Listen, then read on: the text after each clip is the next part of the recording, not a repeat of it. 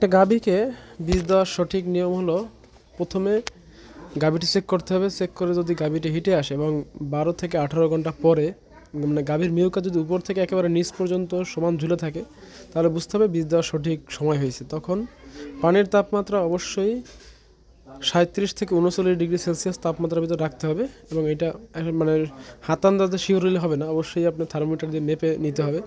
তারপরে সিমেন্টটি বের করতে হবে এবং সঠিক সিমেন্ট বের করে সিমেন্টটি এই পানির ভিতরে দিতে হবে এবং এটা 14 থেকে 17 সেকেন্ড এই পানির ভিতরে রাখতে হবে।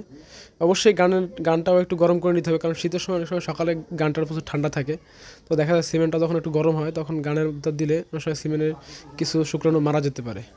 সে কারণে অবশ্যই একটু গানটাও গরম করে নিলে তখন বীজটা ভিতরে বসায় পজিশন দিয়ে বীজটার মাথা কেটে নিতে হবে। এবং মাথা কেটে নেওয়ার পরে তখন এই যে স্ট্রটা ভিতরে সঠিক পজিশনে রাইখা অবশ্যই এই এআই শিটটা পরাইতে হবে। পরাইয়া এবার গাভীর কাছে যেতে হবে। গাভীর কাছে গিয়ে অবশ্যই সর্বপ্রথমে যেটা করতে হবে যে যতই গাভী যেমন থাকুক না কেন, গাভীর ভিতরে হাত দিয়ে আগে দেখতে হবে যে ভিতরে কি অবস্থায় আছে, ভিতরের পজিশন ঠিক আছে কি না। যদি পজিশন ঠিক থাকে এবং মিউকাস থাকে তাহলে আস্তে করে ভিতরে দিতে হবে, যদি কিন্তু গানের মাথায় যেন কোনো গোমাই না লাগে, এটা সবসময় খেয়াল রাখতে হবে। এরপর ভিতরে 3টে রিং থাকে, কোনো কোনো গাভীর ক্ষেত্রে 4টি 5টিও থাকে। 3 রিং পাস করার পরে হর্নের মুখে গিয়ে